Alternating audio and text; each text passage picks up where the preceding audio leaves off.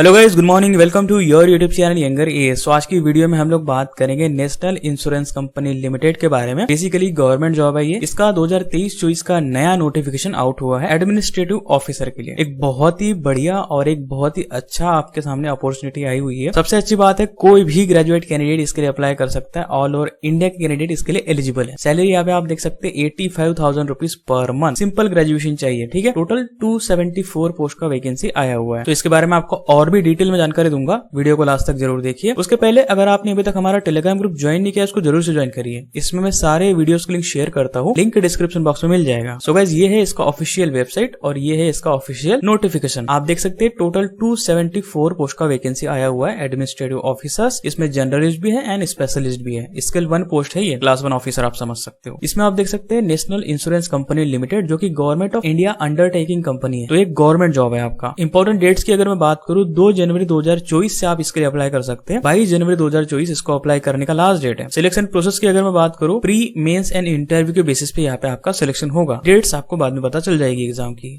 यहाँ पे आप देख सकते हैं अलग अलग डिसिप्लिन के लिए वैकेंसी आई हुई है। डॉक्टर एमबीबीएस के लिए 28 वैकेंसी है, लीगल के लिए 20, फाइनेंस के लिए 30, एक्चुअरीज के लिए 2, इन्फॉर्मेशन टेक्नोलॉजी 20, ऑटोमोबाइल इंजीनियर्स 20 और हिंदी राजभाषा ऑफिसर 22 पोस्ट का इसमें वैकेंसी आया हुआ है। कैटेगरी वाइज देख सकते हैं, बट इनके इंडिविजुअल कैटेगरी यहाँ पे नहीं दिया गया। टोटल यहाँ पे सारे स्ट्रीम मिला के यहाँ पे कैटेगरी वाइज दिया गया है। अब डिसिप्लिन की अगर मैं बात करूं जनरलिस्ट पोस्ट की, तो यहाँ पे आप देख सकते हैं 130 पोस्ट का इसमें वैकेंसी आया हुआ है। इसमें 2 बैकलॉग पोस्ट है, ये भी काउंट होगा इसमें। तो टोटल 132 पोस्ट का इसमें वैकेंसी है। बाकी कैटेगरी वाइज यहाँ पे आप देख सकते हैं, काफी अच्छी वैकेंसी है। सबसे इंपॉर्टेंट बात, आप किसी एक ही स्ट्रीम के लिए अप्लाई कर सकते, किसी एक ही डिसिप्लिन के लिए ही अप्लाई कर सकते। ओके, सारे पोस्ट के लिए आप अप्लाई नहीं कर सकते, किसी एक ही डिसिप्लिन के लिए अप्लाई कर सकते, चाहे स्पेशलिस्ट वाली हो चाहे जनरलिस्ट वाली हो, दोनों में से कोई एक के लिए ही अप्लाई कर सकते हैं। सो सैलरी जैसे कि मैंने आपको बताया 85,000 रुपीज अप्रोक्सीमेटली पर मंथ आपको मिलने वाली है। बेसिक पे की अगर मैं बात करूं, 50,925 यहाँ पे बेसिक पे आपका रहेगा। इसमें सारे अलाउंस यहाँ पे आपको मिलने वाले हैं। लीज डॉक्यूमेंटेशन वगैरह सब कुछ इसमें होता है, आप पूरा डिटेल में पढ़ सकते हैं। एजुकेशन क्वालिफिकेशन की अगर मैं बात करूं, 1 दिसंबर 2023 तक आपका कंप्लीट हो जाना चाहिए एजुकेशन। सबसे पहला डिसिप्लिन है डॉक्टर एमबीबीएस। इसमें एमबीबीएस, एमडी, एमएस या पीजी मेडिकल डिग्री वाले अप्लाई कर सकते। बाकी ये भी क्वालिफिकेशन दिया हुआ है, इसके लिए भी आप अप्लाई कर सकते हैं। अगला स्ट्रीम है लीगल। इसमें ग्रेजुएशन या पोस्ट ग्रेजुएशन होना, लॉ में अप्लाई कर सकते हैं। 60% मिनिमम मार्क्स आपके होना। SC/ST कैंडिडेट को 55% लगेंगे। अगला है फाइनेंस। इसमें चार्टर्ड अकाउंटेंट, कॉस्ट अकाउंटेंट वाले अप्लाई कर सकते हैं, या बीकॉम, एमकॉम वाले भी अप्लाई कर सकते हैं। मिनिमम 60% मार्क होना। SC/ST को 55% लगेंगे। अगला है एक्चुरियल। इसमें मास्टर डिग्री होना या बैचलर डिग्री होना इन स्टैटिस्टिक्स में या मैथमेटिक्स में या एक्चुअल साइंस में या कोई भी क्वांटिटेटिव डिसिप्लिन अप्लाई कर सकते हैं। मिनिमम 60% मार्क्स होना। SC/ST 55%। IT की अगर मैं बात करूं, अगला discipline BE, BTech, ME, MTech होना कंप्यूटर साइंस में या IT में, या अगर आपने MCA किया है अप्लाई कर सकते हैं। 60% मिनिमम होना। SC/ST को 55%। अगला है ऑटोमोबाइल इंजीनियरिंग। BE, BTech होना या ME, MTech होना इन ऑटोमोबाइल इंजीनियरिंग अप्लाई कर सकते हैं। 60% होना। SC/ST 55%। अगला है जर्नलिस्ट ऑफिसर। इसमें आप देख सकते हैं ग्रेजुएशन होना या पोस्ट ग्रेजुएशन होना, किसी भी स्ट्रीम में आप अप्लाई कर सकते हैं। मिनिमम 60% मार्क्स एंड SC/ST को 55% मार्क्स लगेंगे, ठीक है।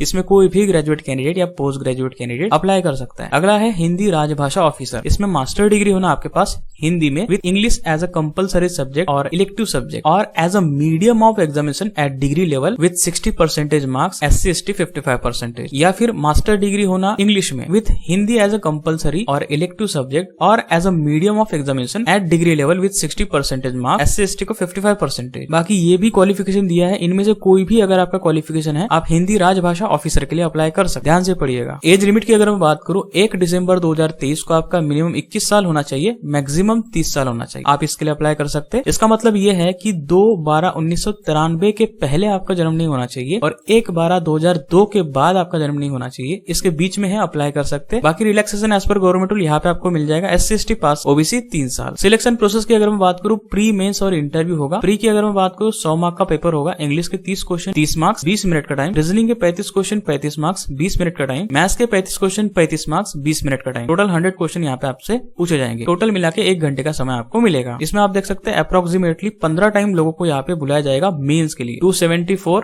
तो उसका 15 टाइम्स आप करो मेंस के लिए, उतने लोगों को बुलाया जाएगा। उसके बाद मेंस की अगर मैं बात करूं, मेंस आपका 250 मार्क का होगा प्लस 30 मार्क का डिस्क्रिप्टिव होगा। तो ऐसे टोटल 280 मार्क्स का आपका पेपर होगा। मेंस एग्जाम और डिस्क्रिप्टिव आपका एक ही दिन होगा। सो फॉर जर्नलिस्ट पोस्ट की अगर मैं बात करूं, यहाँ पे आप देख सकते हैं पूरे के पूरे 5 सब्जेक्ट आपके होंगे। 5 सब्जेक्ट के 50-50 क्वेश्चन, 50-50 मार्क, 250 मार्क का टोटल पेपर आपका ये होगा। इसमें रीजनिंग रहेगा, इंग्लिश रहेगा, general awareness, computer knowledge, math, सभी के 50 क्वेश्चन होंगे 50 मार्क्स के लिए। रीजनिंग में 40 मिनट दिया जाएगा, इंग्लिश में 40 मिनट, जनरल अवेयरनेस में 30 मिनट, कंप्यूटर नॉलेज में 30 मिनट और मैथ्स में 40 मिनट। इजी पेपर होगा ये। टोटल 3 घंटे का आपका पेपर ये होगा। बाकी स्पेशलिस्ट पोस्ट की अगर मैं बात करूं तो यहाँ पे आप देख सकते हैं ये पूरा का पूरा पैटर्न रहेगा। इसमें जो लास्ट टॉपिक है वो आपका प्रोफेशनल नॉलेज पूछा जाएगा, जिस भी डिसिप्लिन से आप अप्लाई करोगे, ठीक है। बाकी ये पूरा का पूरा दिया हुआ है, आप पढ़ सकते हैं। लास्ट में आपका होगा डिस्क्रिप्टिव टेस्ट। डिस्क्रिप्टिव टेस्ट होगा जो कि 30 मिनट का होगा, 30 मार्क्स के लिए होगा। इसमें 10 मार्क का एसे रहेगा, 10 मार्क का प्रेसी रहेगा और 10 मार्क्स का कॉम्प्रिहेंशन रहेगा। ध्यान दीजिएगा, जो डिस्क्रिप्टिव पेपर है, ठीक है, डिस्क्रिप्टिव टेस्ट है, ये आपका ओनली क्वालिफाइंग नेचर में होगा। मतलब इसके मार्क्स ऐड नहीं होंगे, ये मार्क्स ऐड नहीं होंगे, बट इसके मिनिमम नंबर आपको लाना है। तो इसके लिए आपको टेंशन नहीं लेना है। ओके, पासिंग मार्क्स आप लाओ, आपका आराम से क्लियर हो जाएगा। बाकी मेन सिलेक्शन आपका मेंस एग्जाम के बेस पे होगा। नेगेटिव मार्किंग की अगर मैं बात करूं, प्री और मेंस में दोनों में यहाँ पे आपका 1/4 नेगेटिव मार्किंग होगा, ठीक है, 1/4 नेगेटिव मार्किंग इसमें होगा। बाकी हिंदी ऑफिसर के लिए क्या पैटर्न होगा मेंस का, ये पूरा आप पढ़ सकते हो। प्री सबके लिए सेम होगा। एप्लीकेशन फी की अगर मैं बात करूं, SC/ST PWD कैंडिडेट के लिए 250 रुपए एप्लीकेशन फी है। बाकी सभी कैटेगरी के लिए 1000 रुपीज एप्लीकेशन फी है। फेज 1 की अगर मैं बात करूं एग्जाम सेंटर, तो ऑल ओवर स्टेट में इसके सेंटर मिल जाएंगे। ओके, फॉर एग्जाम्पल महाराष्ट्र की अगर मैं बात करूं, महाराष्ट्र में ये सारे सेंटर आपको मिल जाएंगे फेज 1 के लिए। अब फेज 2 की अगर मैं बात करूं, ध्यान से देखिएगा, फेज 2 में बहुत कम सेंटर है, तो ध्यान से चूज करना। महाराष्ट्र में ओनली मुंबई सेंटर है फेज 2 के लिए। ओके, तो उस हिसाब से आपको अप्लाई करना है। आप कहीं से भी सेंटर चूज कर सकते हैं ऑल ओवर इंडिया, कोई यहाँ पे प्रॉब्लम आपको नहीं हो। प्री का अलग सेंटर चूज कर सकते हैं, मेंस का भी अलग चूज कर सकते हैं। इसका एग्जाम IBPS लेने वाला है, तो IBPS वाला ही हैंड रिटन डिक्लेरेशन आपको लगेगा। सर्विस कंडीशंस की अगर मैं बात करूं, ध्यान से देखिएगा, इनिशियल पोस्टिंग आपके जहां पे भी होगी वहां पे आपको मिनिमम 5 साल रहना होगा। स्पेशलिस्ट ऑफिसर की अगर मैं बात करूं, उनको जो डिपार्टमेंट मिलेगा वहां पे मिनिमम 10 साल आपको रहना होगा। ओके, आई होप आपको समझ में आया होगा। तो 5 साल के बाद आपका